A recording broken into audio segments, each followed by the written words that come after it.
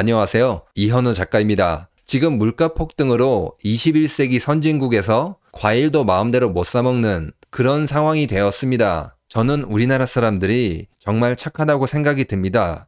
다른 나라였으면은 벌써 폭동이 일어났을 텐데요. 지금 이 상태로 가게 되면은 모든 경제 시스템이 붕괴하게 될 것입니다. 그리고 안간 힘으로 떠받쳤던 부동산 거품, 이 거품까지 터지면은 진짜 지옥이 시작될 것인데요. 지금 이미 그 조짐이 보이고 있습니다.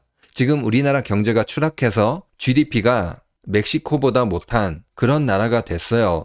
이런 상황이 됐는데도 대출받아서 아파트 20억이다, 30억이다 이렇게 외치는 사람들이 있는데 정말 정신을 차려야 됩니다. 그래서 오늘은 언론이 부동산을 띄우느라 외면하고 있는 우리들의 진짜 상황, 어려운 상황, 그리고 그 원인 이런 것들을 살펴보고 그리고 지금 미국에서 심상치 않은 조짐이 보이고 있거든요. 그 부분도 같이 확인해 보도록 하겠습니다. 지금 먹거리 물가가 굉장히 많이 올랐죠. 이거는 피부로 이미 느끼고 계실 겁니다. 마트에 가서 사과 하나에 10,000원, 배 하나에 12,000원 이 가격을 어렵지 않게 볼 수 있어요. 곧 있으면은 수박이 나올 텐데 그때는 또 어떻게 될지 굉장히 걱정이 됩니다. 이렇게 먹거리 물가가 상승하고 있는데 문제는 다른 나라들은 지금 감소를 하고 있는데 우리나라만 상승하고 있다는 것입니다. 지금 그래프를 보시면은 빨간색 그래프는 하락을 하고 있죠. 그런데 반대로 파란색 그래프는 상승하고 있습니다. 파란색이 우리나라의 식료품, 음료, 물가 상승률을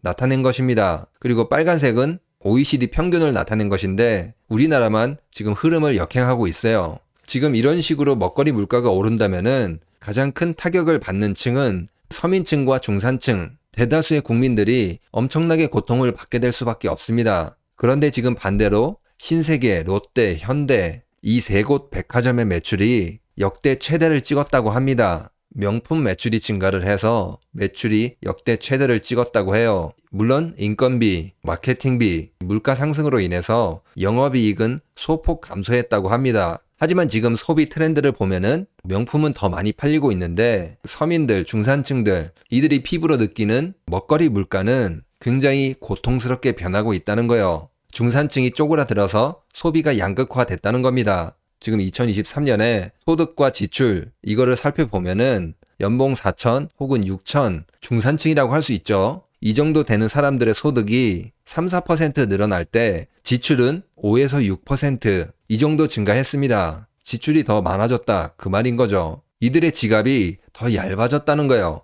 이것도 지금 2023년이니까 지금은 상황이 더 안 좋을 것입니다. 중산층들이 지갑이 두툼해지고 돈을 많이 써야지 소비가 살고 자영업도 살고 이렇게 될 수 있거든요. 돈 많은 사람들한테 세금 깎아주고 돈 많이 써야 된다. 이런 낙수 효과를 이야기하시는 분들이 있는데 이미 IMF에서 낙수 효과가 없다. 이미 밝혀졌습니다. 오히려 중산층, 서민층 소득이 늘어나야지 경제 성장률에 보탬이 된다. 이렇게 결과가 나왔습니다. 재벌 회장이 옷을 매일 살 수는 없잖아요. 스마트폰을 20대씩 이렇게 들고 다닐 수도 없고 뭐 음식을 하루 3끼 먹을 거를 6끼 먹고 이렇게 하지 않아요. 중산층, 서민층들 이런 사람들이 스마트폰을 사고 식당에 가서 소비를 하게 되면은 훨씬 더 경제 효과가 있다는 거는 당연한 이치입니다. 아무튼 지금 물가 상승으로 중산층이 쪼그라들고 있는데 그 이유가 무엇 때문이죠? 부동산 때문입니다. 보시는 그래프는 주거비 부담과 다른 비용들 여러 개를 비교해 봤을 때 주거비, 보건, 식료품 이런 건 올라와 있는데 나머지 의류, 신발, 교통, 통신, 오락, 문화, 교육 이런 거는 다 밑으로 내려와 있습니다. 주거비 부담이 너무 높아서 다른 비용들을 줄일 수밖에 없다 그 말입니다. 부동산 가격이 너무 많이 올랐기 때문이에요. 그리고 그 원흉은 여러분들도 알다시피 건설사와 언론들이 이 사태의 모든 원흉이라고 생각합니다. 주거비 부담, 그리고 물가 상승을 막지 못하는 이유, 그로 인해서 중산층의 소비가 쪼그라드는 상황, 이걸 누가 조장했어요? 언론이 조장했습니다. 부동산에 투기하라 한창 부추기고 금리가 올라갈 조짐이 보이는데도 금리 올라가지 않는다. 여기서 끝났다. 곧 금리 내릴 것이다. 이런 식으로 계속 잘못된 정보, 틀린 정보를 사람들에게 계속 이야기했습니다. 이렇게 되니까 사람들이 잘못 판단을 내릴 수밖에 없었던 거예요. 그로 인해서 부동산 가격만 올라갔고 그리고 부동산에 대출이 너무 많이 있으니까 금리도 제대로 올리지 못하고 물가도 못 잡는 이도저도 아닌 그런 상황이 됐어요. 그렇지만 역시나 아직도 정신을 못 차리고 있습니다. 거래량이 회복됐다. 이렇게 이야기하면서 수요가 회복되고 있다. 망상에 가까운 그런 이야기를 쏟아내고 있습니다. 지금 이미 서울의 매물이 84,000건을 돌파했어요.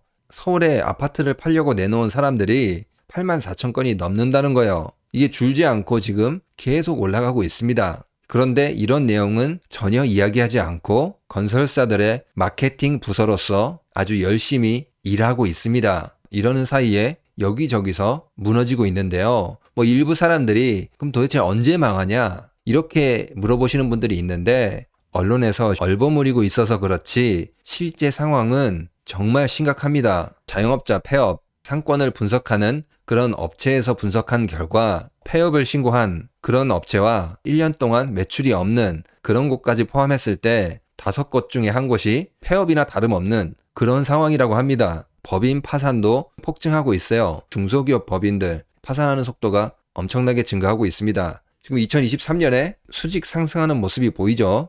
그리고 지금 미국 1분기 GDP, 물가 상승 이런 게 발표가 됐거든요. 보시면은 GDP 성장률은 2023년 3분기부터 감소를 하기 시작하면서 물가 상승은 다시 반등을 했습니다. 그러니까 스태그플레이션에 들어갔다는 것입니다. 경제 성장률은 하락하는데 물가는 상승한다. 그게 바로 스태그플레이션입니다. 이렇게 되면 어떻게 될까요? 지금 금리 5.5%로 이 상황을 해결할 수 없다는 겁니다. 이렇게 되면은 더 강력한 금리 인상, 한 단계 더 금리를 높일 수 있다는 것입니다.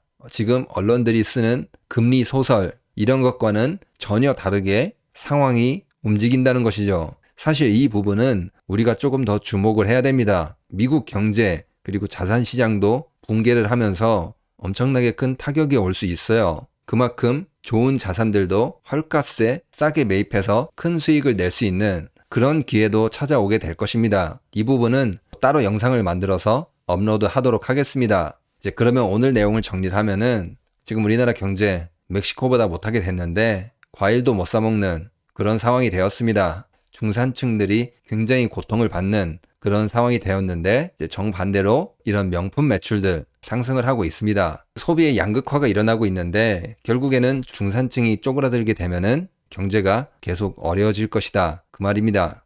그리고 이제 그 중산층이 지금 어려운 이유, 결국에는 주거비에 대한 부담, 엄청나게 부담이 되기 때문에 다른 소비가 다 줄어들고 있다. 이것도 알아보았습니다. 이 사태를 만든 이 원흉들은 건설사와 언론들이라는 것입니다. 사람들에게 투기를 조장을 하고 틀린 정보를 계속 이야기했습니다. 그런데 아직도 정신을 못 차리고 있어요. 자꾸 말도 안 되는 소리 하고 있어요. 그리고 지금 미국의 성장률이 하락하면서 물가가 반등하는 그런 모습을 살펴보았습니다. 미국의 금리 5.5%로 이 상황을 안정시킬 수 없다. 이렇게 결론이 난 것입니다. 결국에는 이것보다 더 강력한 어떤 조치가 나오게 될 수밖에 없습니다. 다시 한번 금리 인상이 될 수도 있는 것이죠. 네, 직접 계좌로 후원해주신 류강용님, 주호섭님, 익명으로 응원합니다. 메모 남겨주신 세 분에게 감사의 말씀을 드립니다. 다른 분들도 소액 후원을 해주신다면 유튜브 영상을 만드는데 많은 도움이 될 것입니다. 그러면 오늘 영상은 여기서 마치도록 하겠습니다. 구독과 좋아요 꼭 부탁드립니다. 감사합니다.